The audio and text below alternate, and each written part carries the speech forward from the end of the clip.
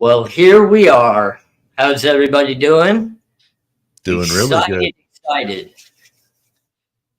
I can't see because my wife actually disappeared with my screen. So I have no idea what I look like, Pete. This is why we practiced all of this in advance. That's right. That's right. You've been primped and coiffed. I mean, you're looking good, AR. You're fine.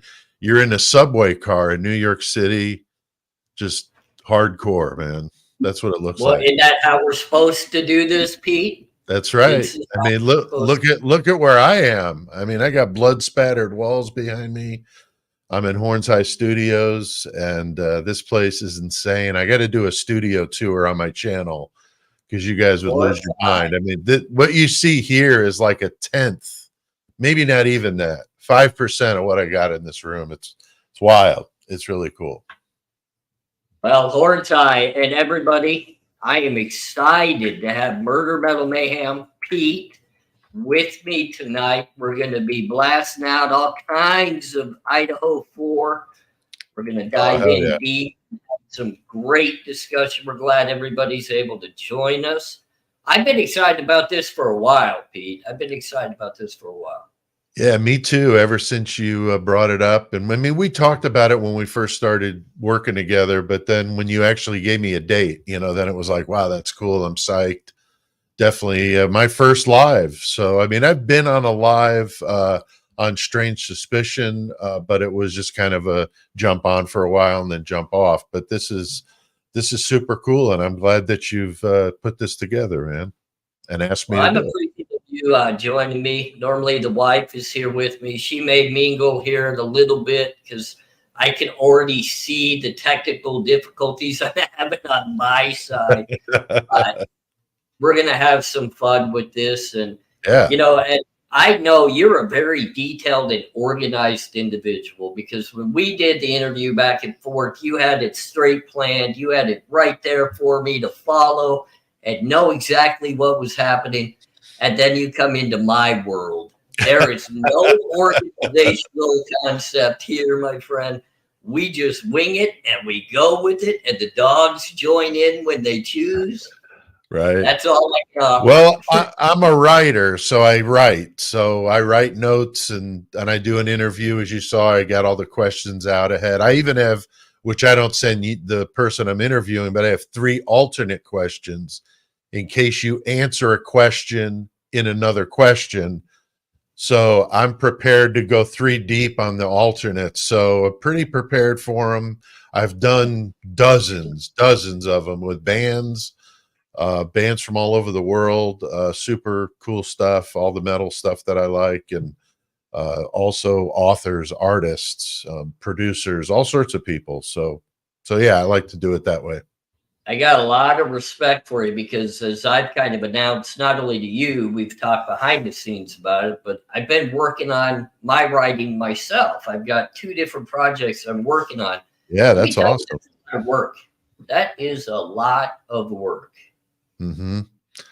Yeah, I've written 3 novels and 4 short story collections I've published on my own publishing company. So yeah, it's a lot of work. A novel is crazy. I was getting ready to start a new novel when I tried this YouTube game.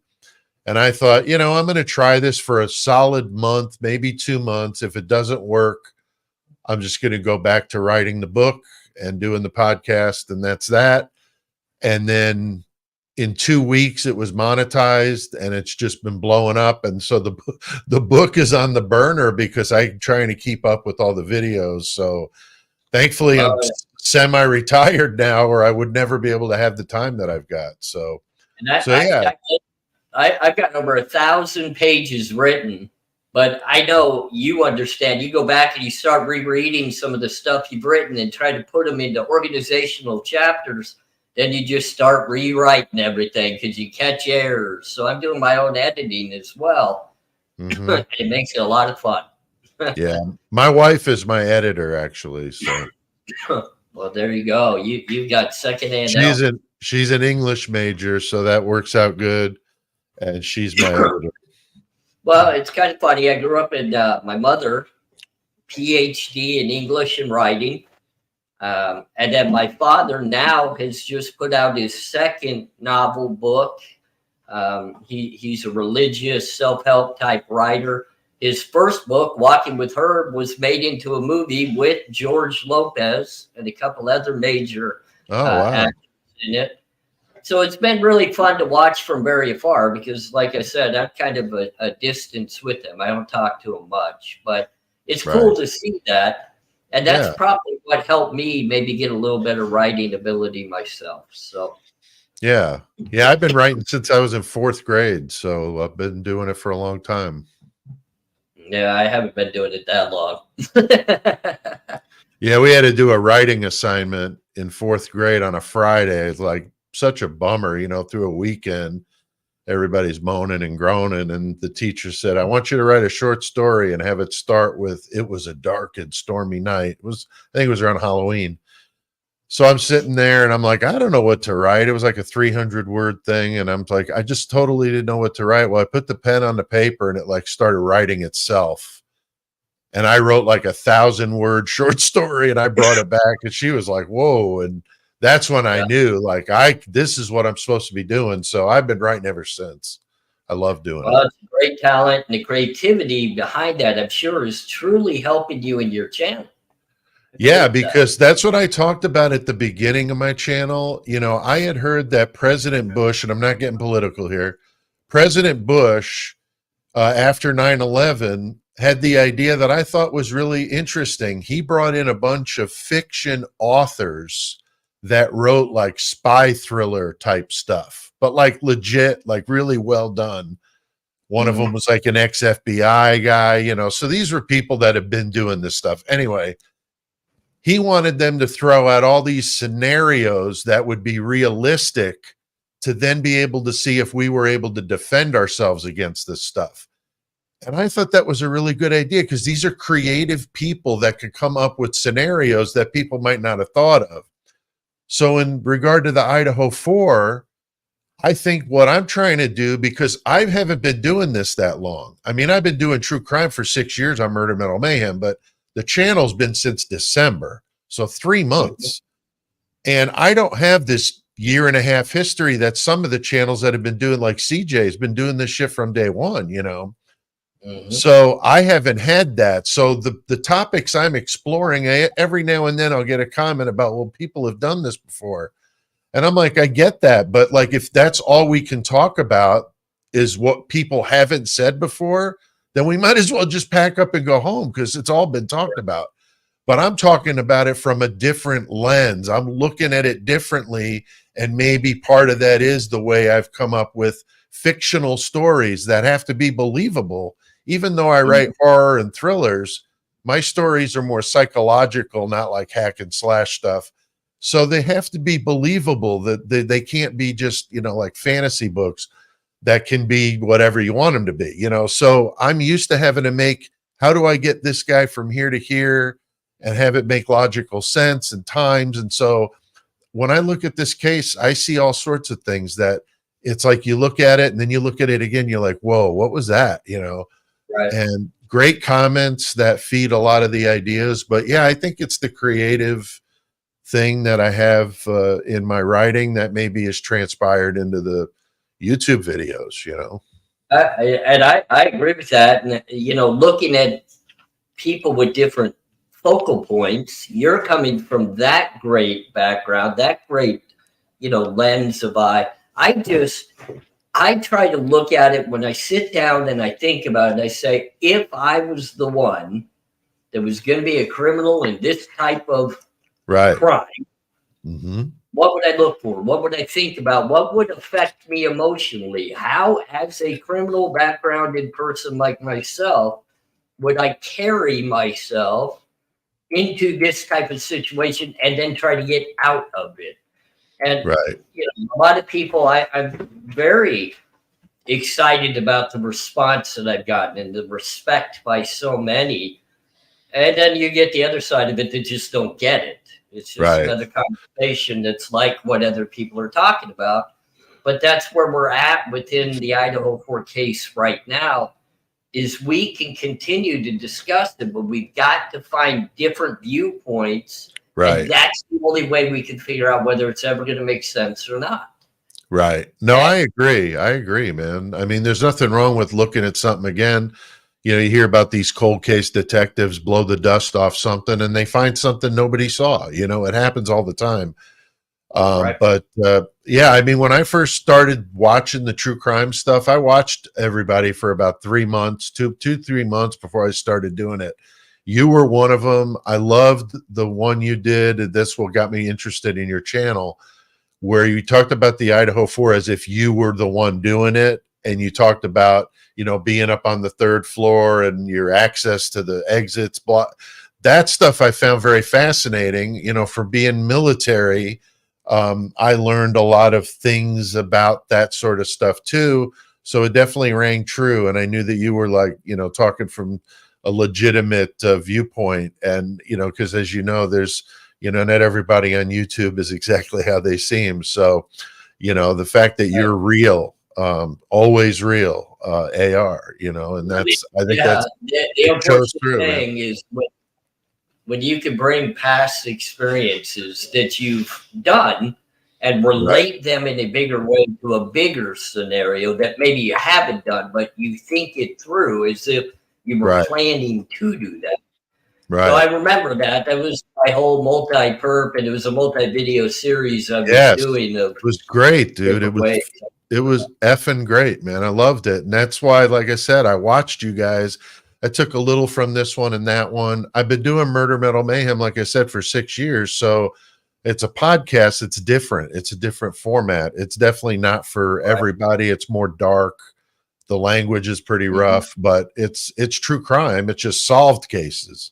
And on the channel, I do the unsolved, you know, the current cases like Idaho 4.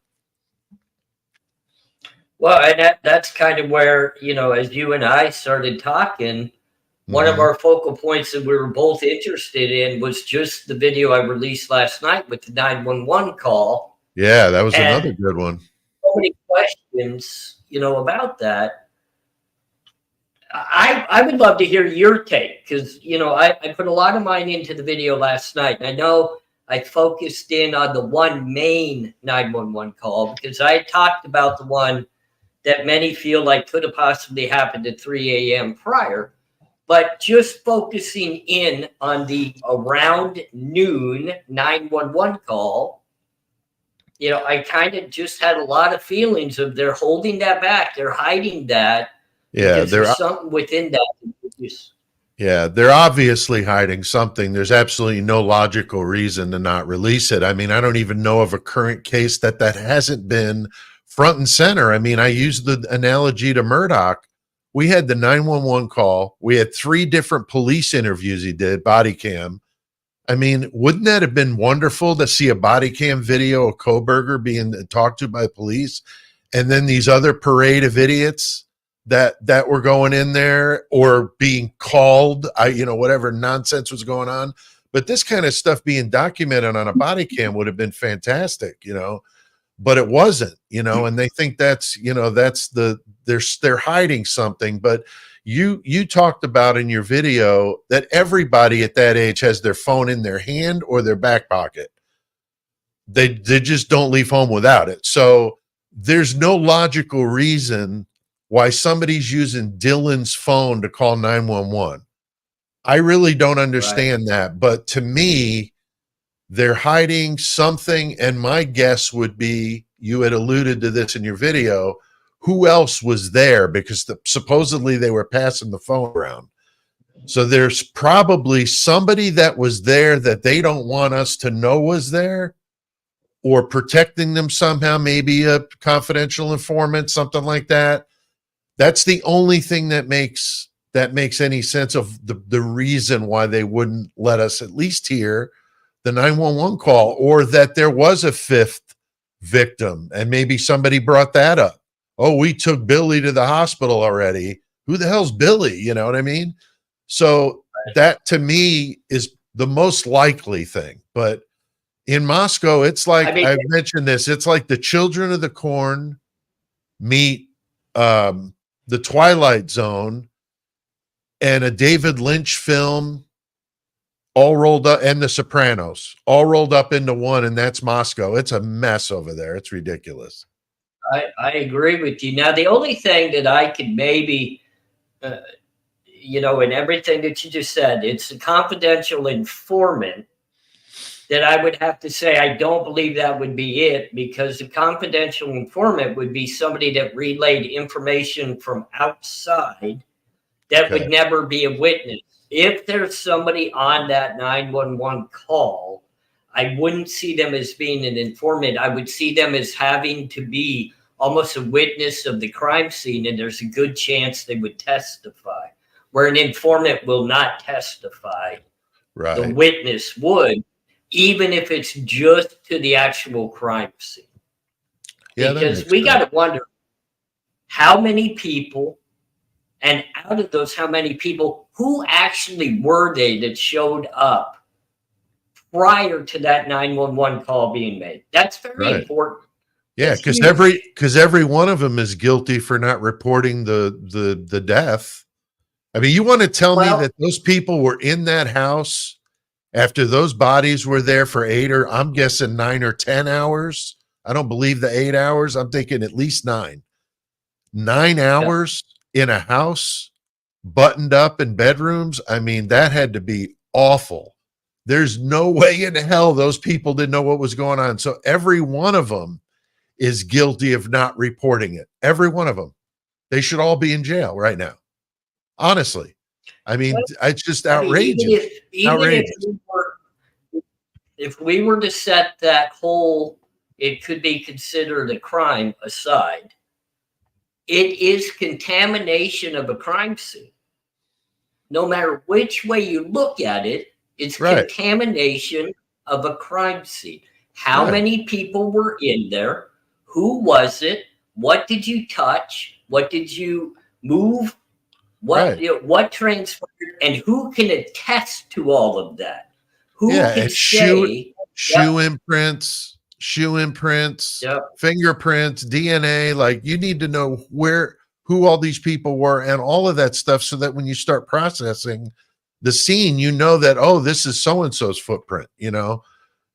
And you know damn well they had to be tracking stuff all over the place. I mean, there's no way a crime that brutal happened and there wasn't stuff between those two rooms, unless they cleaned it up. And I want to know who went upstairs. Somebody tell me who went upstairs, because that's a possible person. If you want to talk about how did the sheath end up where it ended up, well, can you nullify those people if you don't even know who went up there? Right. Yeah, anything could have happened in 9 hours. Anything could have happened in 9 hours. My God, they could have made the damn sheath in 9 hours. I mean, that's crazy. And we know that DNA doesn't last. DNA doesn't last that long on brass. I know there's some controversy about that, but there's no way it's lasted 9 hours on brass. So that DNA would have had to have been there later, not when this supposedly happened. I'm not buying it. Well, think about it too. I mean, if you have a cleanup crew, does blood last very long on the floor? No, it gets cleaned up. You know, and that's why there's just so much speculation. And I just, going back to the 911 call, of course, we want to all hear what the call sounds like. But I'm more interested in hearing the voices that are all in that call. Was Dylan's voice on the call? Was Bethany's voice on the call? Was anybody's voice that is important to this home on that call? And of course, they point at Hunter as being the one that potentially was the main speaker of the call. Of course, he's always at the freaking house, even when the people of the house aren't at the house. Exactly. So that doesn't surprise me. Right. No, it doesn't. He seemed to be everywhere. But at the end of the day, he's one I could see cleaning and moving stuff. I mean, I hate to say that, but it's the truth.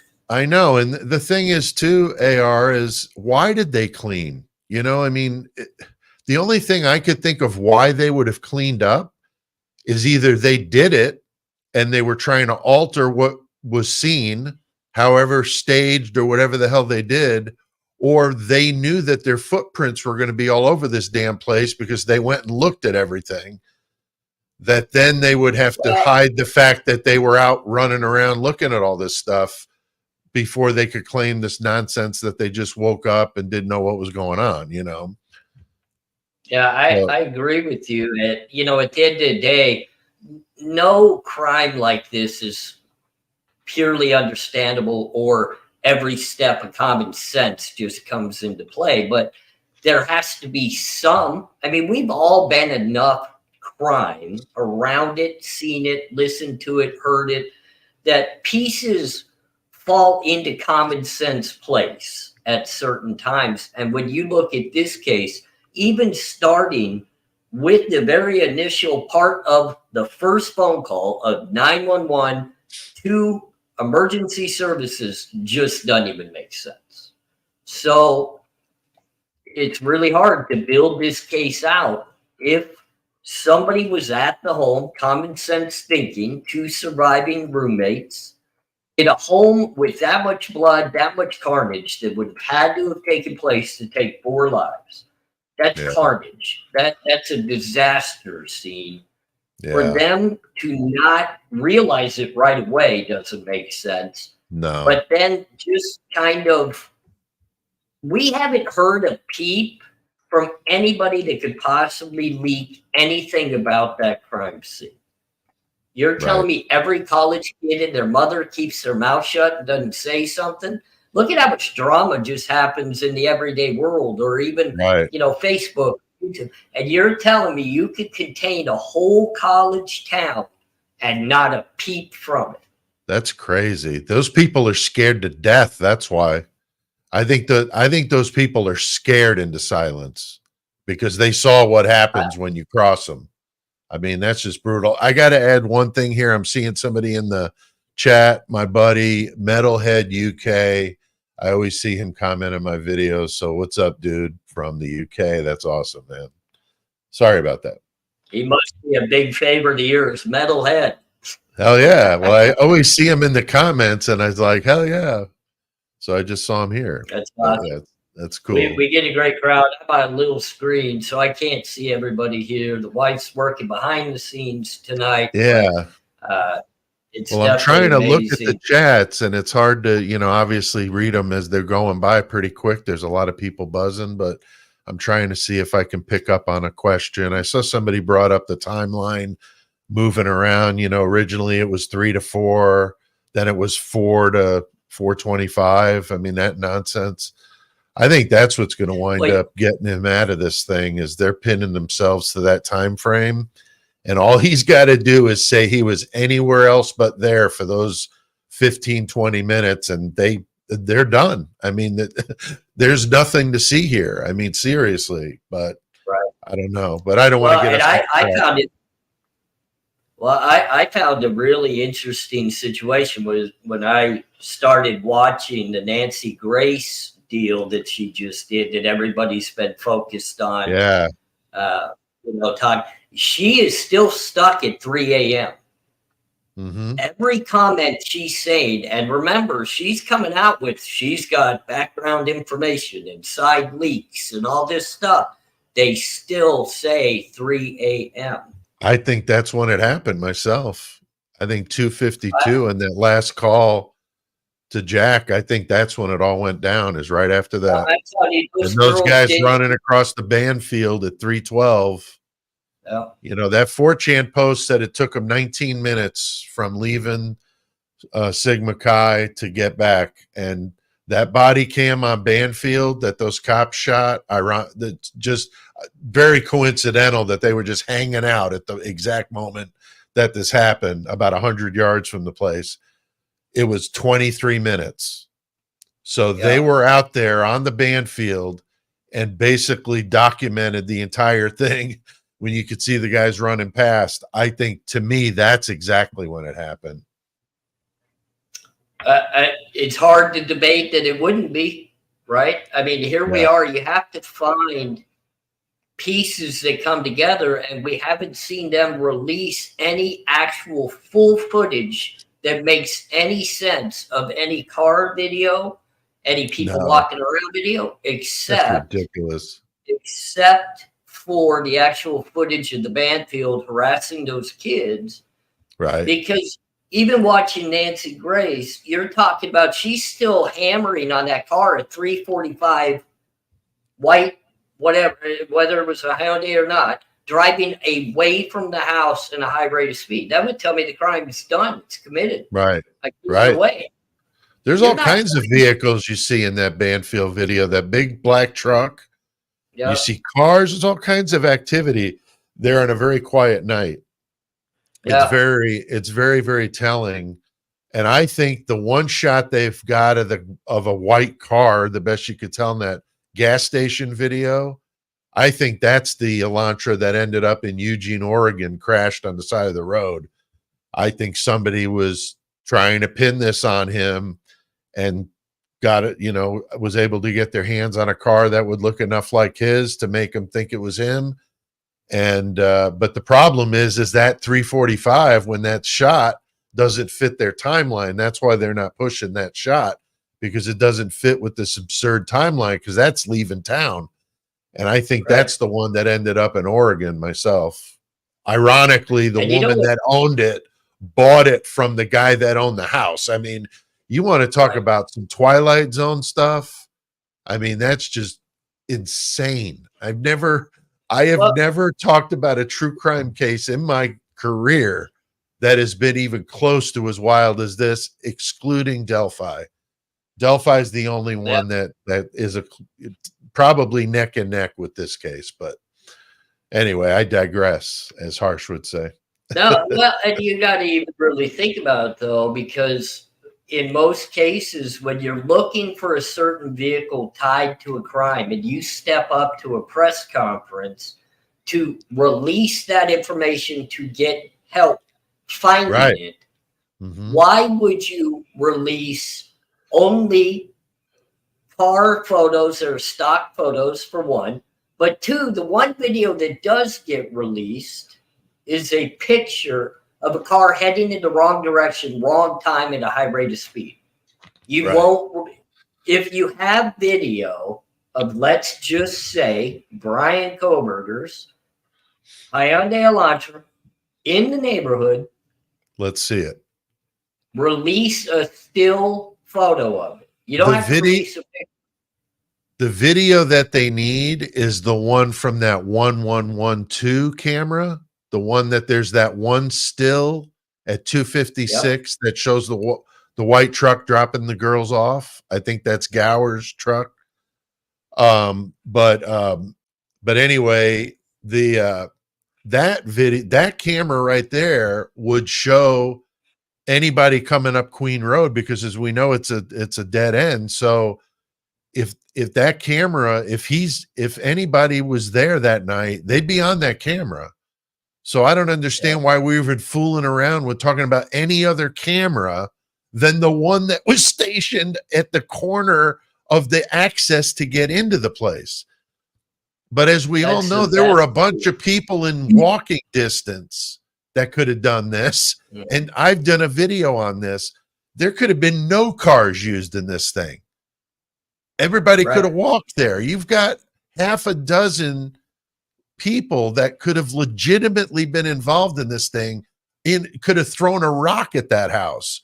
So I think people get really hung up on the car thing, on the vehicles, but I still say that camera would show anyone coming or going on Queen Road. And it's a good video too. I mean, it's pretty clear. I don't understand why that's not show us that camera. Because if he got there, he would have been on that camera. Yeah, you take one still photo and you got it. Yeah, let's see that. But like you said, they used the stock photo. That's ridiculous. Yeah, I've never seen that in a case, especially when you're calling out for occupants of a vehicle, not occupants, occupants. Right. But, But I think a lot of that feeds back into the 911 call discussion as well, because in my feeling, were those people already there through the entirety of the thing? And that's why the 911 call took so long, is you had to get stuff cleaned up. You had to get stuff out of the home. You see the cars leaving at a high rate of speed, 3:45 in the morning. You see others at 3:09, 3:12. Those could all be removing items from a crime that happened at 2:53 when the Right. phone calls for Maddie and Kaylee stopped, just Right. miraculously stopped. Let me tell you, I have a wife, and when it's time for me to answer my phone, she'll blow it up till I do. She's not going to stop. So, for that occasion, and that's another, head scratching situation, is the 911 call will never have clarity to why it took so long.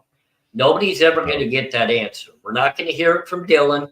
We're not going to hear it from Bethany. Nobody's going to give away any information why it took 8 hours. You don't think on a cross-examination it's that's going to not be going to hidden. come up? You don't think on like cross-examination that wouldn't come out to discredit her as a witness? I don't think so. Huh. Okay. I just have this really bad gut feeling they're going to avoid that altogether. One, I have a gut feeling Bethany will never see the courtroom. They're going to play some game that she doesn't have knowledge. That is the biggest bunch of bullshit I've ever heard in my life. Dylan's parents seem to have enough money and capability of maybe hiding her. And, I feel as though there's going to be something that turns at some point where a lawsuit's going to be put onto the investigators somehow for the way they handled Dylan and threw her under the bus in the PCA. There's going to be something really odd in there, because if you remember, way back, there was a young man that got on the telephone and called in and did a discussion about how the FBI and everybody was really pressuring Dylan for a statement. And that seemed so odd. And I just remember little bits of it, but he pretty much claimed he was a friend of hers and that she was pressured into everything she said. So I'm interested to find out if any of that's true. Right. Right. One thing I was thinking about today about this case that I've never heard anybody bring up before, but so many of these people in this story, and I call it a story just because that's how I think, in this story are rich. I mean, we're talking like father's CEO type rich. And I'm not even exaggerating that multiple. But look at 3 of the 4 victims, not rich. Now, Ethan, I think, was the outlier, but there's other reasons why I think they got at him. But I find that very interesting, this whole class warfare type.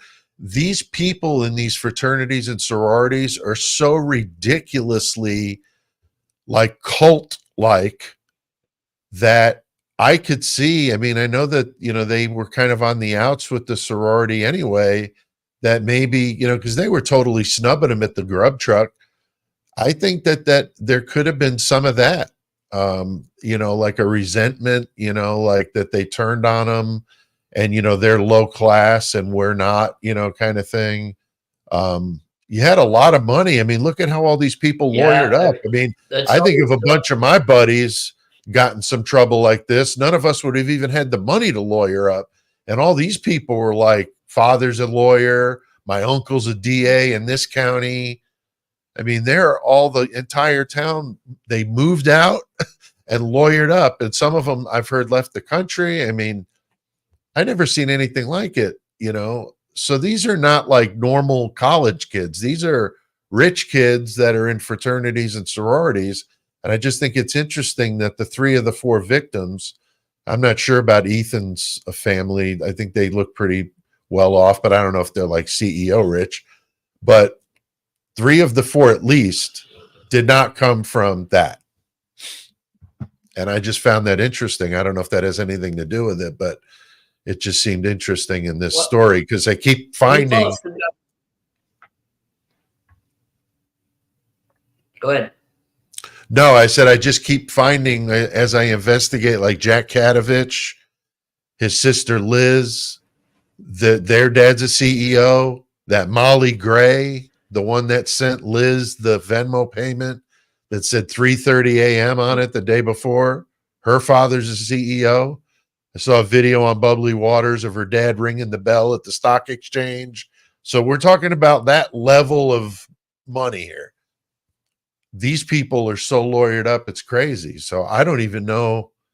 But to me, it's absurd that you could be involved in something like this. I don't care how much money you got. I just don't understand why, like Jack Showalter and some of these other people weren't brought in and like you talked about, AR, when you were on the podcast, kept in a room for 23 hours. You know, the people that are of that wealth don't have to go through that. And that's a bunch of bullshit. I mean, why should a guy like you have to go through that? That's not right. And it was always odd for me when I was younger because I came from a family that we weren't rich, but we had money. But when I got in trouble, my parents said, you're on your own. You know, we're not paying all this money for lawyers. You did what you did. You're going to go handle that. But other people, you know, when I got into the jails, you could tell whose mommy and daddy were going to get him a good lawyer, who was going to get the best plea, but because they all knew they had money. And those of us that didn't were like, okay. So I get the exact point that you talked about. Of course, finances makes a big deal within the spectrum of this case, but also how did you get your money? There's a lot of drug ties in this case. And I'm just talking about a very narrow, direct focus on the people within the home. There's so much narcotic activity, trafficking charges, things of that nature. And look, I know what the value of those types of things brings. You going to be a millionaire? No, because most of the time those people are addicts themselves and they're using. But trust me, there's substantial amounts of money that are being passed around, and that's very easily set aside to pay for lawyers. You know what I mean? So when I was a part of my organized crime days, as I got older, we had more money flowing through what we were doing. We always had our law money set aside, and we used to talk about our bail money, where our chains around our neck and the rings we had on our fingers. We always had our bail money ready to go. So I get exactly what you're saying. Is Moscow just a place full of millionaires? Because it seems to be a richer area than many of the other college towns that most of us have frequented or been to. You know, Pullman's not rich. I know that. No, but most of those families come from Boise or up north, up by Coeur d'Alene. So they're not, I don't think any of them were really from Moscow. The only one I know is the Saeed, the dude out on the band field with the real bushy eyebrows. That guy. He's the only one that I know of that's like a local boy. The rest of them are from somewhere else. And I believe most of them are from Boise. The wealthier ones are from that Boise area. But, you know, I was going to ask you something about the drug angle with this.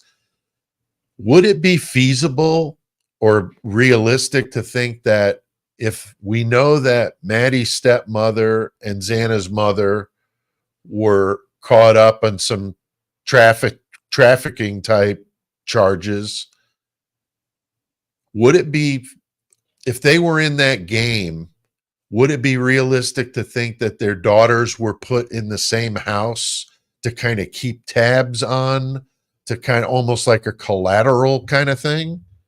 Because I'm just wondering, like, how in the world, what are the odds of all of those people? I did a video on this, of all of those people in that house, and all of them have some sort of, like you said, family and in prison, just got out of prison, up on some serious charges. We're not talking about some weed and in a hitter box. We're talking about bad stuff and big quantities of it, right?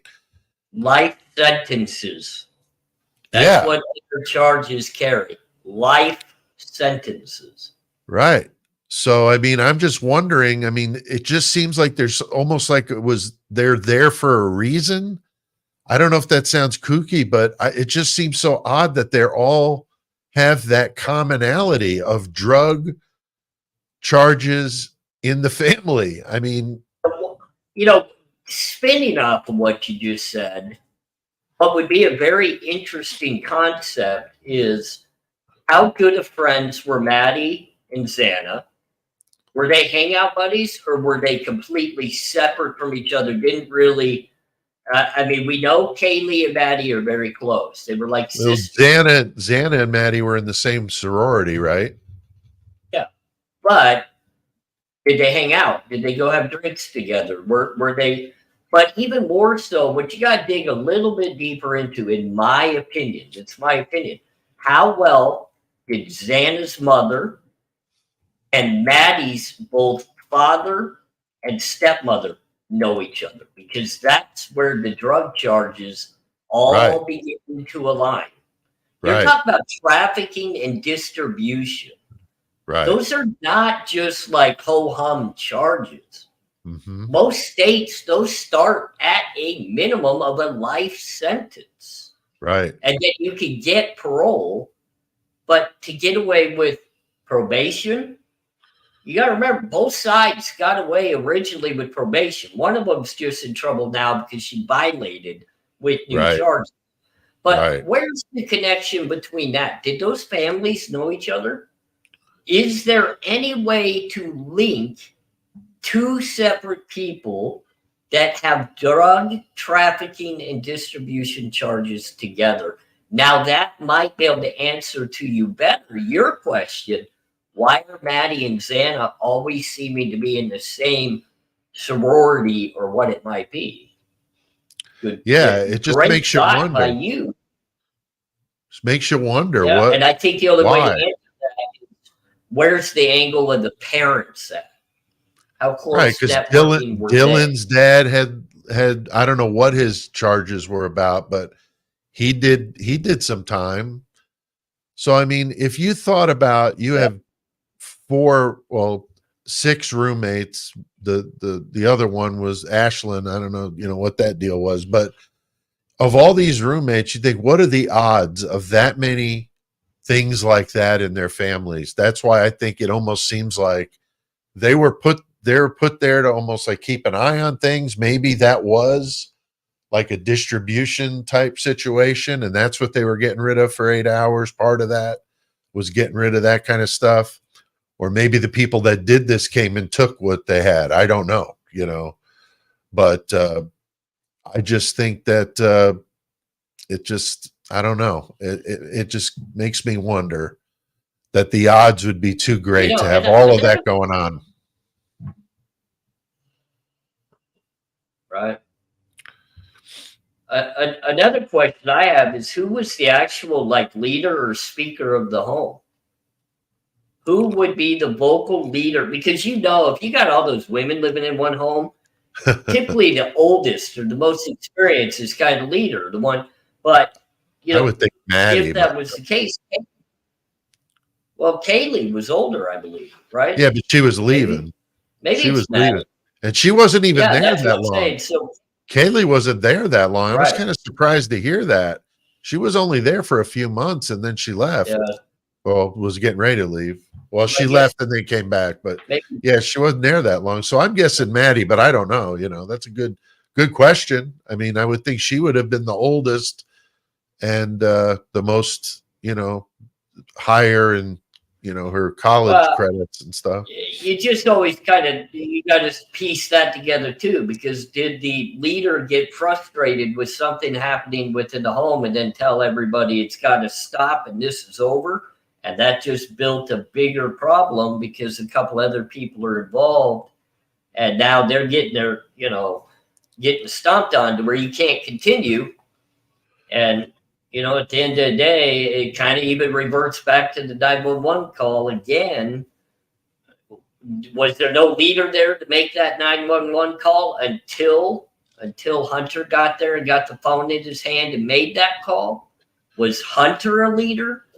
Was Yeah. that the reason why the phone call was made so late? Is they needed the voice that was ready for that type of situation? I don't know. Here's what I think. I think whoever did this scared the living crap out of them, obviously, and said, "You're going to wait until noon tomorrow to call anybody because we need plenty of time to get the hell out of Dodge." So to me, that's why they were scared into not calling any sooner, because they were threatened. That's the only thing that makes a whole lot of sense in that scenario. I hear what you're saying, that there's nobody taking charge, but I personally think they were scared into silence and said, if you want to talk about this, this is what's going to happen to you. And you better not thinking about calling anybody 911 until 8 hours from now or noon or whatever they told them. But that's one thought I've had about it.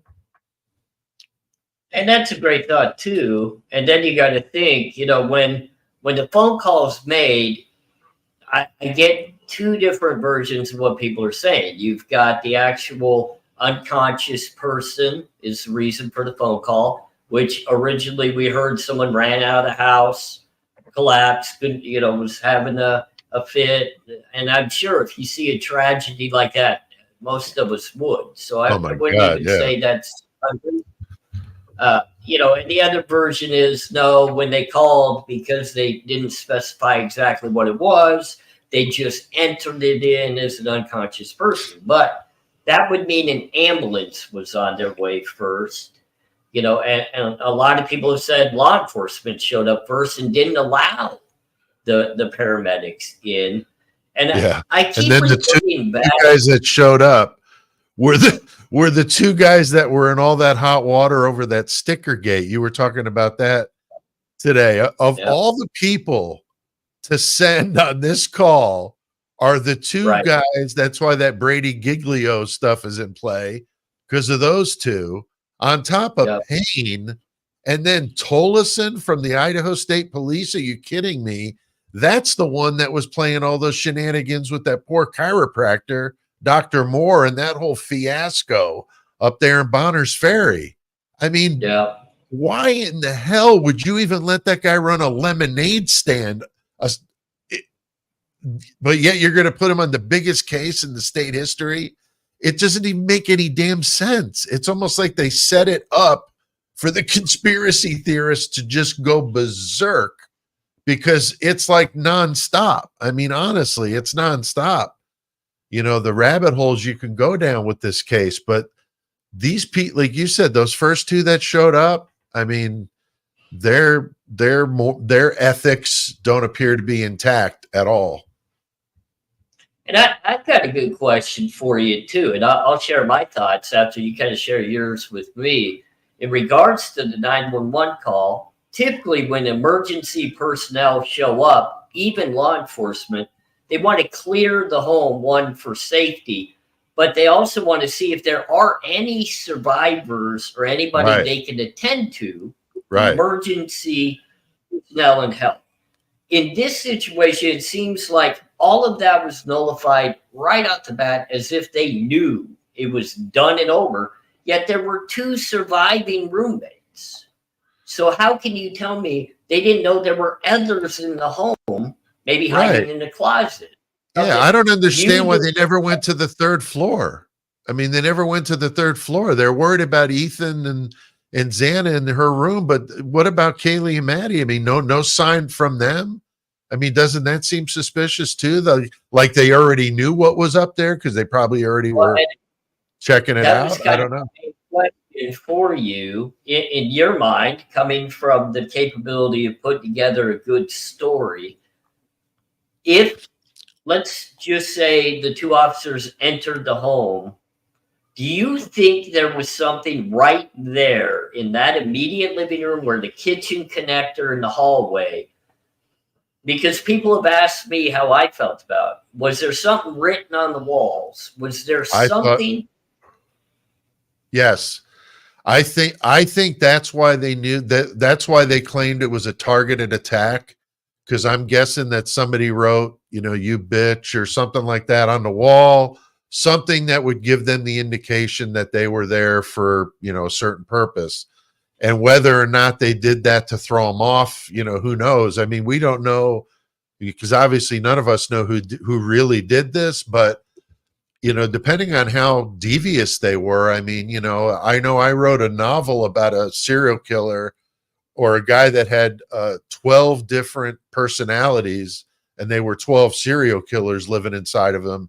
And he was writing on the walls as he did his crimes, but as each serial killer would have different handwriting, the FBI thought it was like a gang of different people, but it was just one. But the messages on the walls, definitely, I think that's very, very feasible, or a note or something left behind that gave them the indication that this was, coming for somebody or from somebody. I'm not really sure what, but that church there in town is wacky.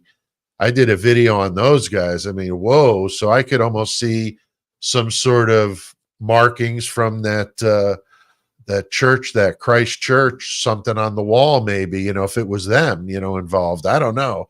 I don't want to get the tinfoil hat here, but that church is scary. I mean, that's like some Branch Davidian shit going on in Moscow. And the crazy thing about it is they were involved in the Stickergate situation. Yes. So I mean, it's no. There's some issues going there, but I mean, the whole reason why I started thinking in that direction of stuff being maybe possibly on the walls, or the way they were looking at the kitchen, to me, the way they specify everything, everybody was in their room, so the kitchen wouldn't even really be a part of the play. But I always thought the kitchen has a lot of evidence in this case. The way they were looking at the cabinets and the cupboards, and that wouldn't free flow from Maddie's floor down. That would be something that happened in that very kitchen. And I'm just wondering if there was, because that would be the exit in their claims. That's the exit from the home. Right. Is that where you lay your markings, or is that where extra blood splatter of taking off the clothes? That's what I was just going to say. Is that where they changed, I mean, shit, if this thing happened at 3:00, they could have taken showers there, for God's sakes. They would have had all kinds of time, but I don't think that happened. I'm just saying, I mean, depending on when they did this and who was doing it. But, I think that's very feasible that they could have disrobed in the kitchen, and maybe somebody taking a sweatshirt off, happened to hit that. And, I mean, this would have been messy. I mean, I don't know how in the hell they didn't track anything out of that house, short of a complete strip naked and put a different set of clothes on. Well, it's really funny too. At the beginning of this case, there was discussion that someone heard water running in the home, whether they took showers, whether they were just cleaning up. So that was even an odd comment that came out very early, like over a year ago. And then that's silent. You know how, the speculations and the comments come out, then you kind of dissect them a little bit, then they go away. I don't ever let anything go away from what I've heard. I just put it into a drawer and I say, okay, I'm going to come back to this filing cabinet as I start to put my thoughts together. And I remember things like that, like the water was running. So that puts me into the kitchen area. Yeah. I don't think it was a shower, but I could see on the way out in the kitchen area, because you see the mess where they moved everything away from the sink almost. They put all that stack of dishes, it seems like, on the table, even where the bag of Jack in the Box was. To me, that means they cleaned out that sink. It's very possible.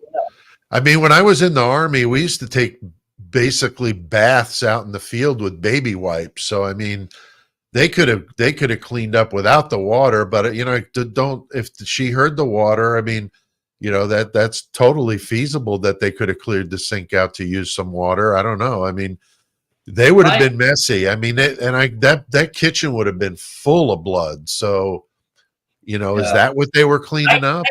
I don't know. I feel as though part of the attack actually happened in the kitchen, and Oh, someone yeah, got chased out of that kitchen, caught off guard, possible. running, and that's why a lot of people, they come at me saying that the third floor is where it all started. I personally feel like it started on the second, worked its way to the third, and ended again on the second.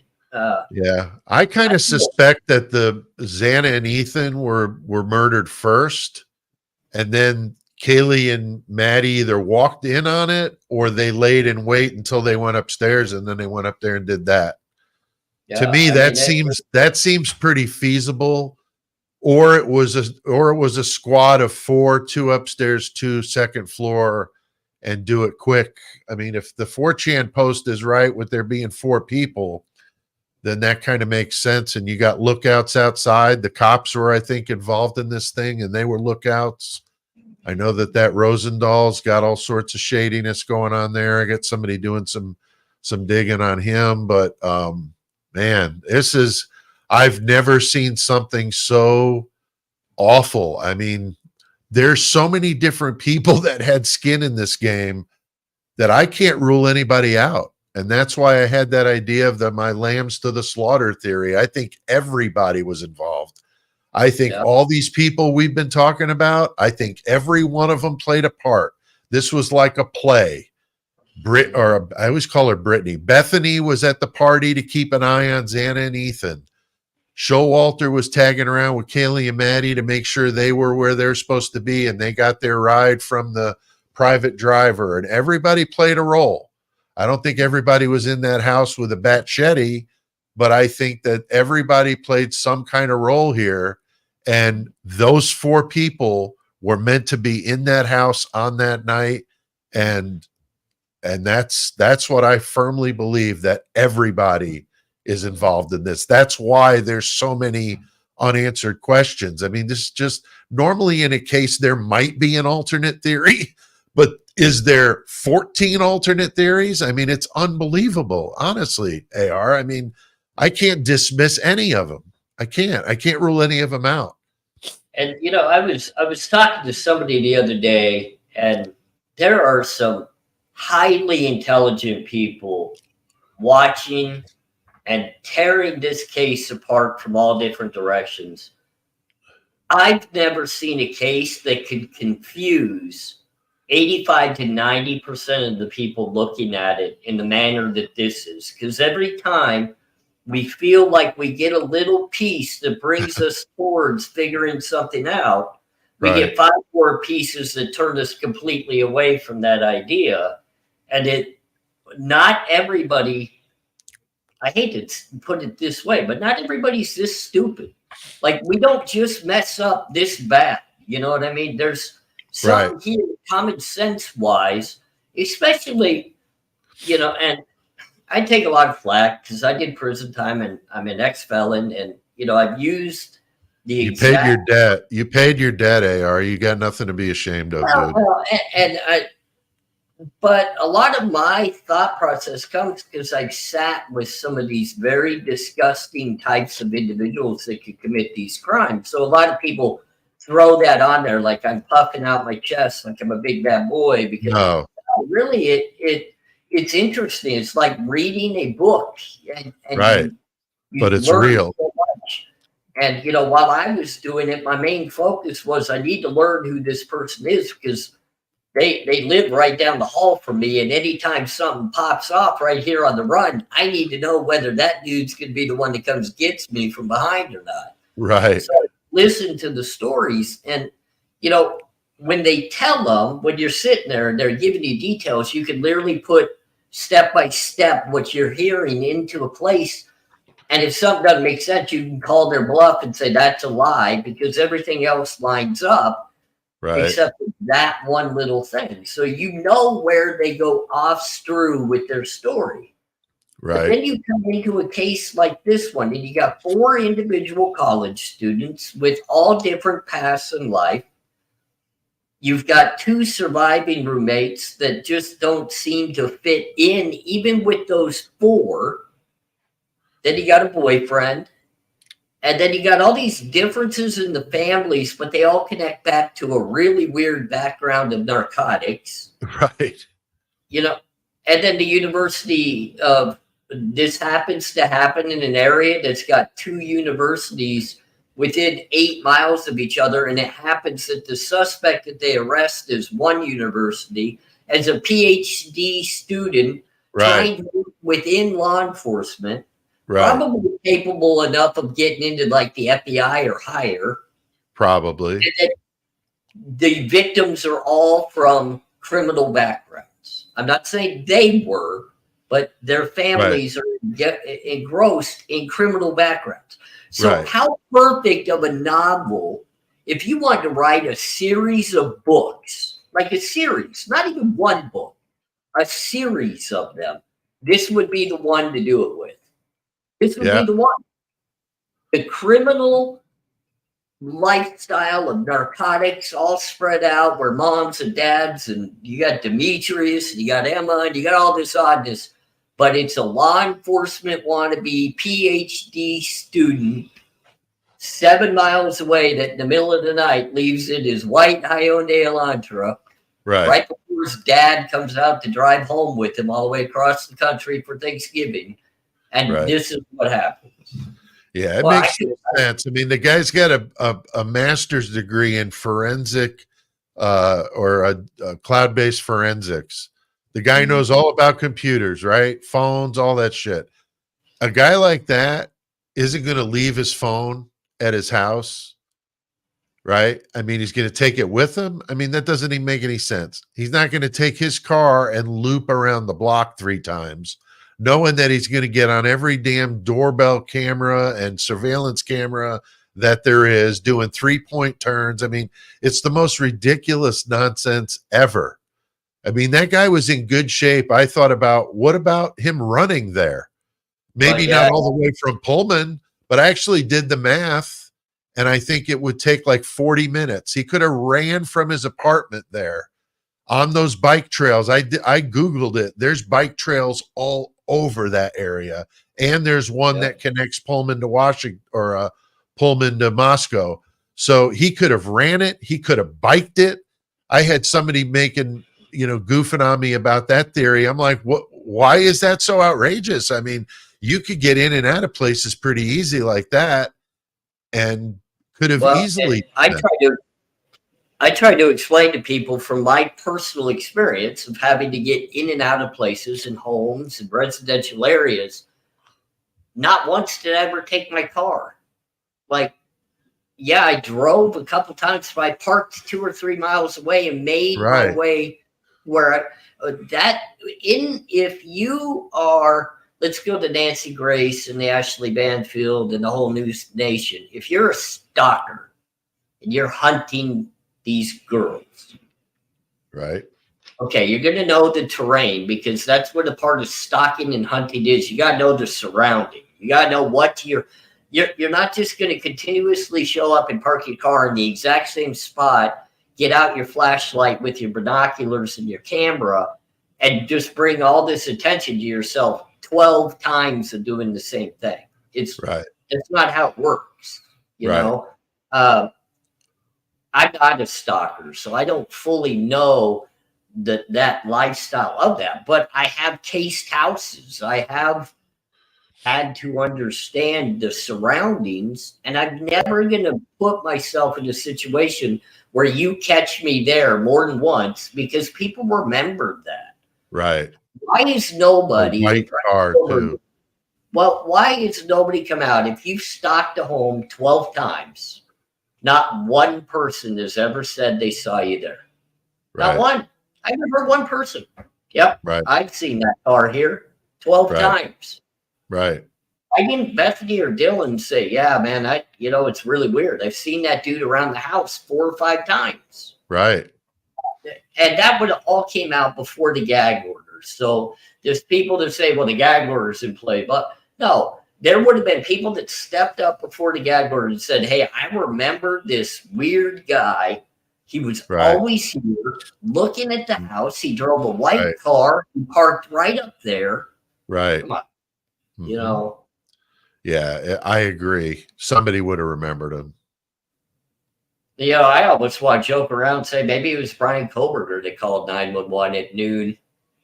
Maybe he stopped back by to stock again and he called 911 when he saw the devastation. Yeah, who But knows? I would believe, nothing would surprise me in this Idaho 4 case. I mean, seriously, that and Delphi both well, and like mind blowing. yeah, and you did a great video the other night in regards to Hudson, the young Thanks. frat member.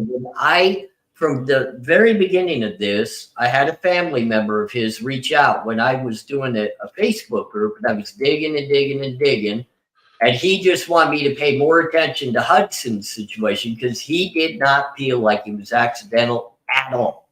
So I started looking into that. And you get kind of emotionally tied with family members. Of course, you talk to them and you get to know them a little better. You get to know more about their kids and the family. So, I became a little more tied to the theory it wasn't accidental.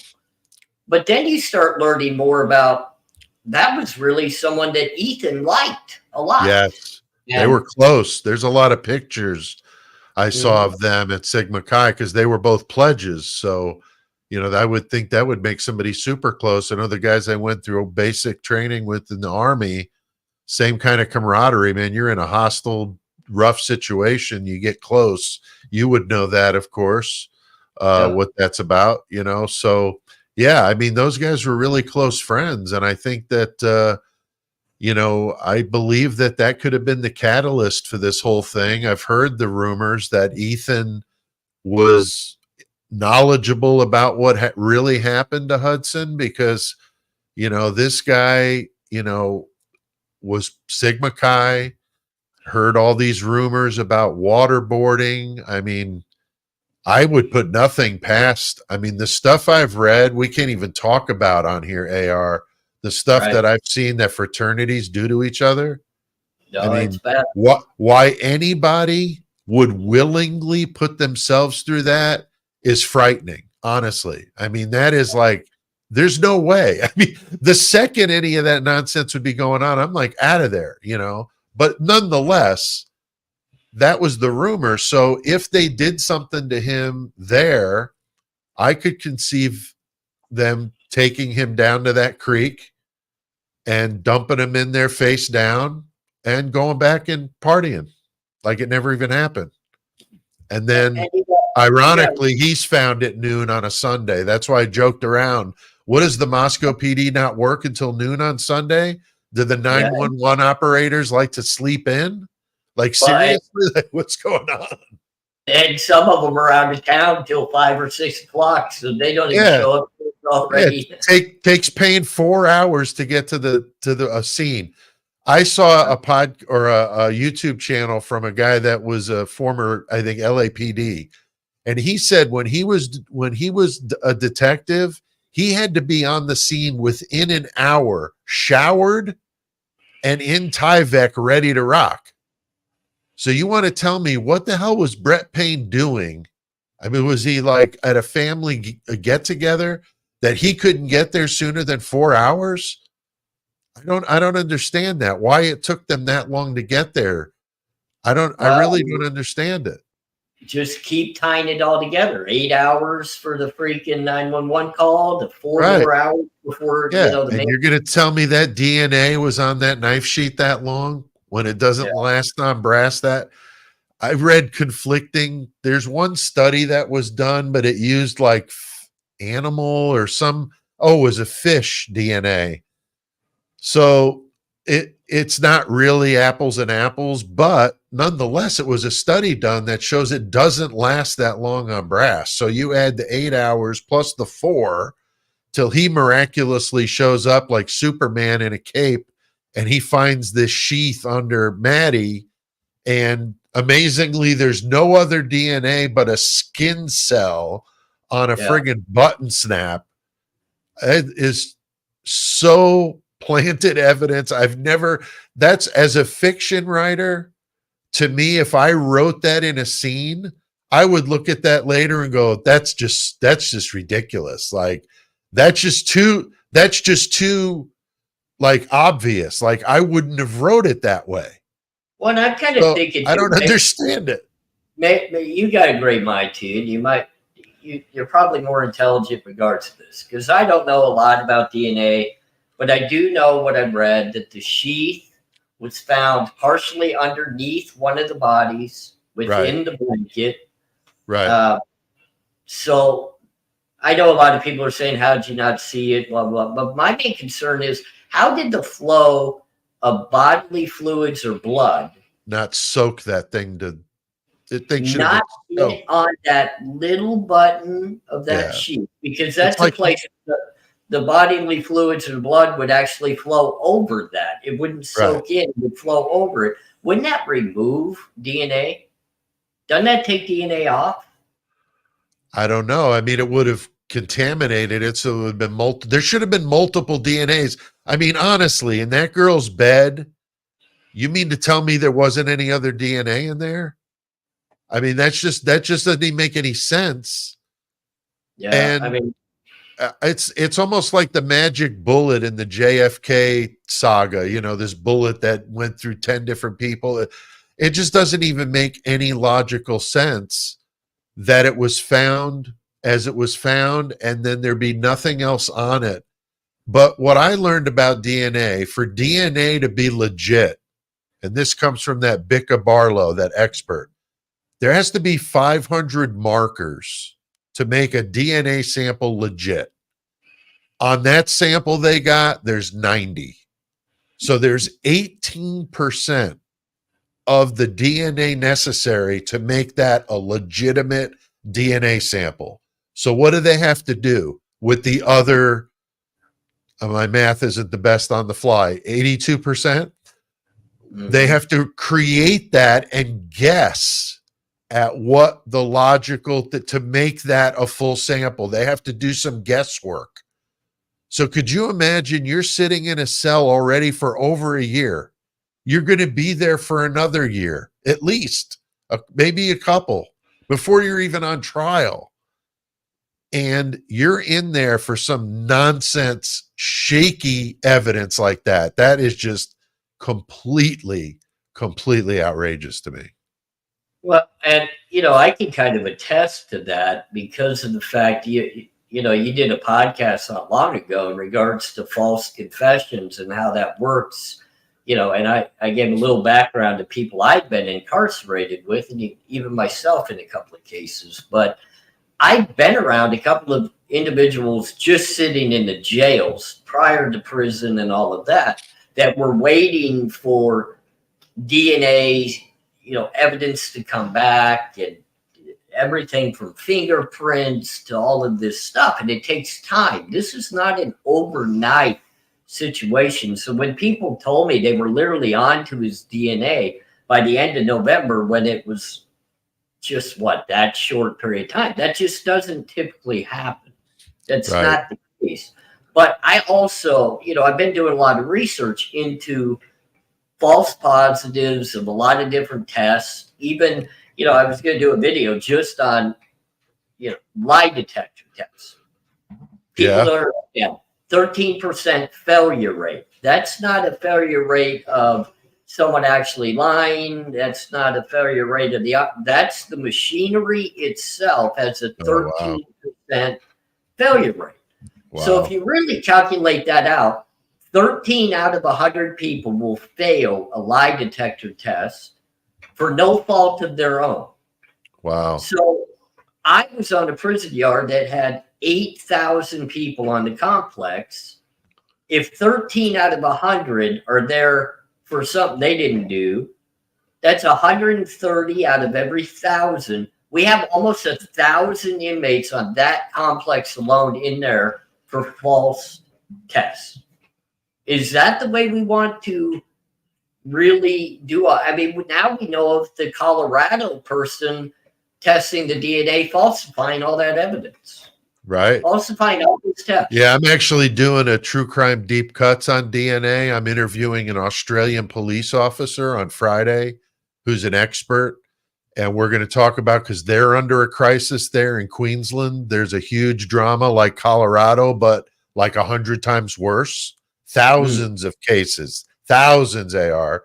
So we're going to talk about that. We're going to talk about Colorado, and we're going to talk about Off-Drum, because according to their website, the fastest they could have turned that sample around was 4 to 6 weeks. So how in the hell did they do it overnight? How did they do that? Because remember, the FBI took it back and did it themselves. They must have, because according to Off-Drum, it takes 4 to 6 weeks at best.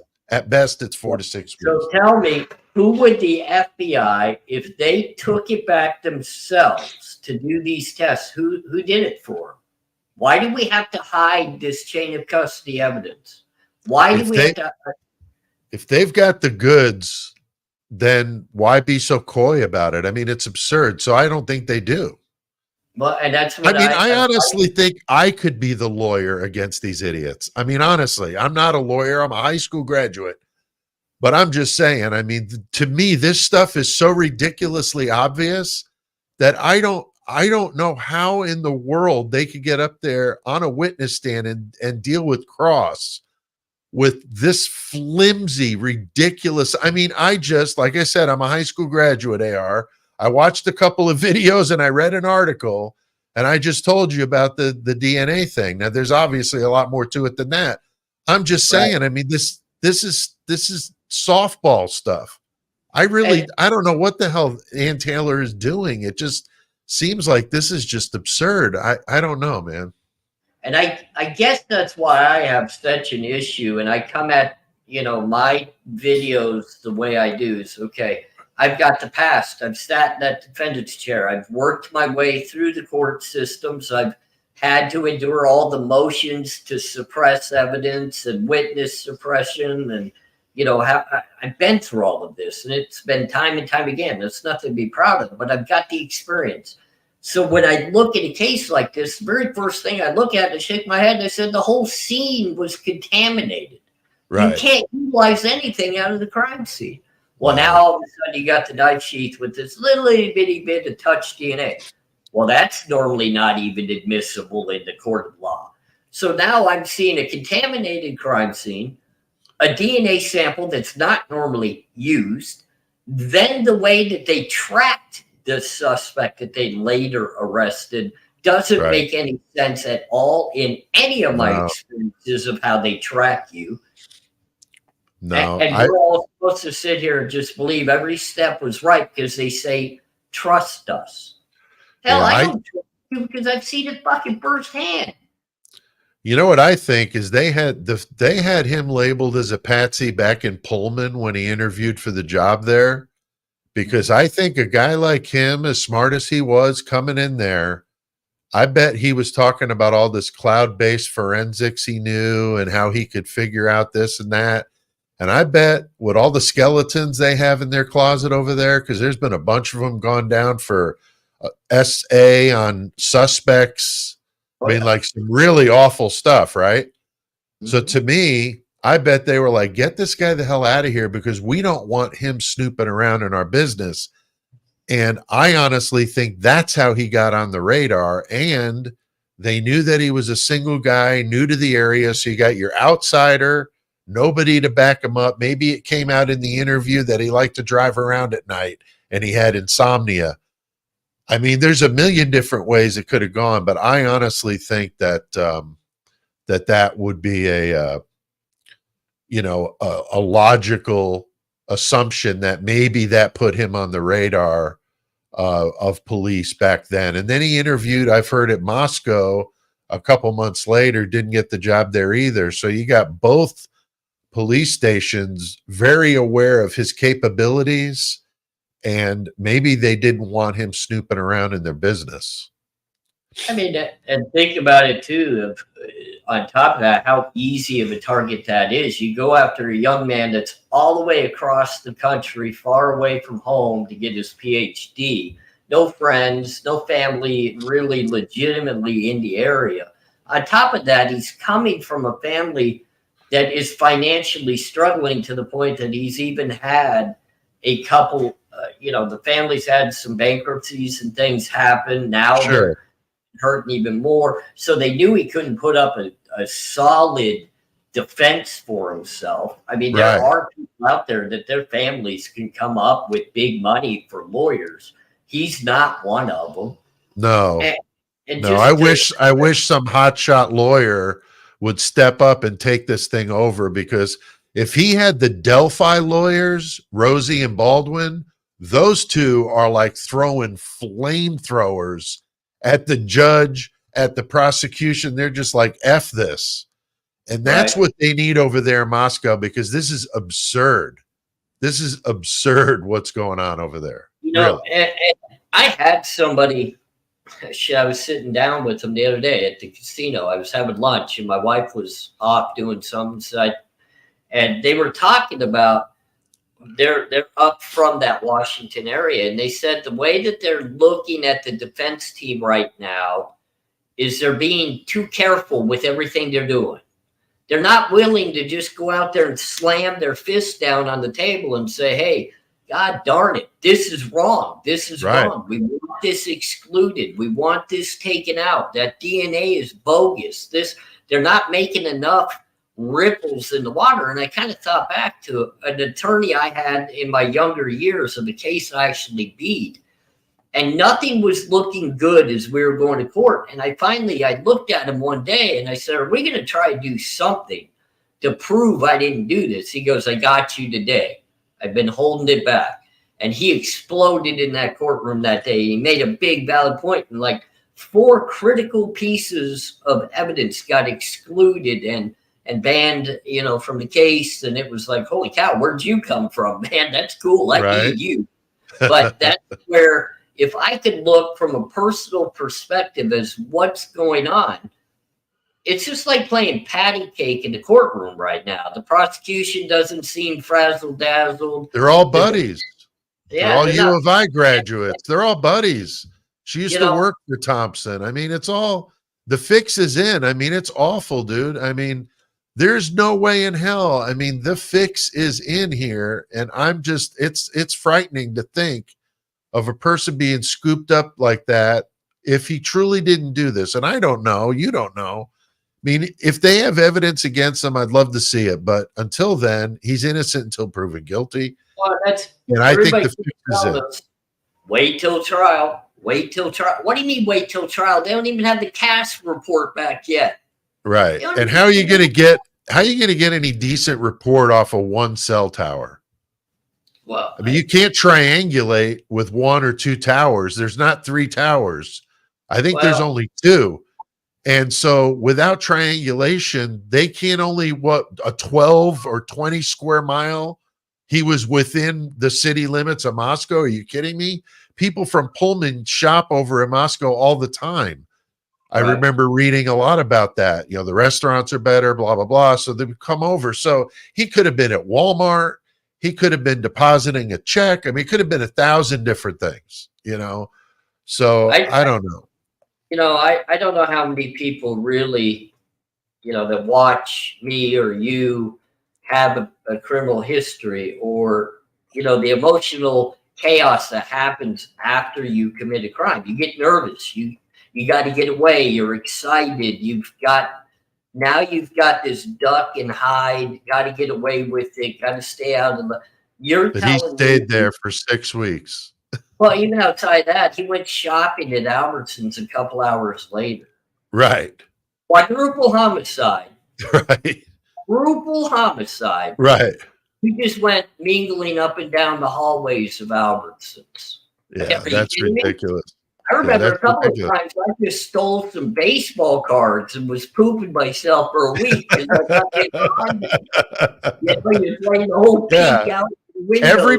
Everybody else left town, but the one guy that's in Latah County Jail that stayed there for 6 weeks. He was a teacher's assistant, but still, I mean, everybody else hightailed it out of there, but the guy that they think did it. I mean, it makes no damn sense. And I can tell all these funny stories of people I used to hang out with in the criminal world. And we would see a cop drive down the road in front of our house, and we had just finished committing a crime, and they're like peeking out the windows and hiding under the bed. And they're not going to Albertsons to go shopping. And all we did was steal steal a couple of laptops, you know? Right. I mean, even if he was a guy like a pro, maybe could pull that off, but a guy just out of the blue does that. I remember watching a video of yours where you said a person doesn't do that as their first crime. No. I mean, the guy stole a cell phone. That's his criminal history, his sister's cell phone. Are you kidding me? That guy's You know, going to go from stealing a cell phone to a quadruple homicide. I mean, it's the most absurd thing I've ever heard in my life. I kind of had to think back because I remember, you know, going through this whole thing where you build into these types of crimes. And I thought back to some of the people that I was incarcerated with that, you know, had very violent crimes. Man, by the way, Pete, just real quick, I'm going to stop real quick. If you can make Pitties Go Stripping a mod real quick, did you do that? No, she told me not to do that. So where do I do that at? Just on me when he sees me on his chat. Yeah, just click on her when you see her on the chat. Okay, I'm watching. Oh, I see it. All right, I didn't mean to interrupt here. That's but, all right. But, you know, I thought back to some of the people that were in there for actual murder charges. And, you know, they all had some sort of violent history prior to a murder. I'm clicking on her, but nothing's happening. So there should be 3 dots to click on me. Do you see the 3 dots? It's delete comment, put you in timeout, or ban you. Those are my options. Those are probably not good ideas. Right. Should be a mod option. I don't see one. Oh, well, we'll just keep going then. I don't know. I guess we're just going to keep going. If we got somebody being foolish in there. What? Just put, well, I don't know if you can do it. Text it to him real quick so he knows what it is and who it is. And she's going to text over something to you, Pete. And all right. Yeah, because then I could ban him if I know who it is. Yeah, that's what I'm thinking. And then I also have somebody else I got to unblock on my side. For some reason, they're blocked and they shouldn't be. I don't know what's going on. So yeah, just send it to me, and I'll ban them from my side. Yeah, maybe YouTube's having a little funny moment here. I don't know what's going on because I just had somebody that. Well, we don't want this jerk to wreck the party, so let's keep the party going. When she sends it to me, I'll get him out. Yeah. Well, there's no wrecking this party. This car is going to drive down the road at a high rate of speed. You know, I'm not a hot girl that can just flash people as we speed by, but I'll let my hair flow in the wind. There you go. You got me beat. I got no hair. I'm follically challenged. They are. I might be joining you soon. I'm getting frustrated. Well, when I got out of the Army, I got tired of keeping my hair real short, and it looked bad long. But I used to have really long hair. You could tuck it into my pants. It was so long back in the day. Wow. But yeah, I got some pictures off to post on the community tab. People probably freak out. But no, then I just said, you know what? It's just easier to just shave it. So that's when I started. I'm going to go to the faux hawk, I think, which is just a nice little groomed up, short looking thing with some hair on the top, but it won't be as long. But yeah. So, you know, that was the thing. I had a lot of conversations with people that ended up committing violent crimes. And there's always some accidental stuff that happens and you still get convicted of it. There's obviously the people that get into the middle of an argument or a rage that, you know, over express themselves and something poor happens at the end of the day. But the ones that are actually the violent, like they built themselves up to that. Of course, they had the mentality to be able to do it, but you still have to build up to pulling it off. And a quadruple homicide, lack of evidence, because I mean there's got to be a lack of evidence in this, otherwise it would be a close slam dunk situation, and it's not. So you know, you just kind of have to shake your head and wonder. I don't see a kid that just committed a quadruple homicide shopping at Albertsons. I you know, if he is back into the narcotics and drug situation where he relapsed, I don't know. I got a lot of questions in regards to that as well. You know, I have a hard time believing somebody at that level, a teacher's assistant, PhD student, only had been there a few months. I mean, not like he had been there for years, would do that and be able to maintain. I mean, I guess it's possible. There's functioning addicts, but doing the kind of stuff that they're talking about, I mean, that I'm not seeing too many people abusing those types of substances, pulling off a PhD program and teaching at a college. I'm just not seeing it. so I mean, at the end of the day, I guess, how do you feel? Is it possible? We kind of see there's a possibility he was having a meltdown, but in my opinion, a meltdown within an educational system, or even if it's a girl that won't date you, I just don't feel like it leads to this without something truly coming out of a past to Right. show the steps that would lead to this. You know, do I like hearing that he possibly told a girl she had great birthing hips? No, it's not the greatest pickup line for a date I've ever heard in my Right. life. But Right. that also doesn't send me over to the side that now he's going to become a stalking, hunting serial killer. Yeah, these were rage. I mean, this was a rage. This was not a lovesick PhD student. This was rage. I mean, Yeah, Kaylee had what, 53 wounds? I mean, this was brutal. I mean, absolutely brutal. These people had a personal axe to grind or sending a message if it was drug related. This was not somebody first time ever doing something like that is going to do this. I mean, this, well, I I'm just feel like I'm not buying it. I'm just not. you would have to see more signs. Right. Have to see more signs. Where is a female that will step up to the plate that says he held her in a chokehold Right. so Right. tightly that she almost passed out because she Right. declined him for a date? Something like that. Yeah. Or some dude that said he was at a party with him and he flipped out and hurt somebody. You know, nothing. Zero.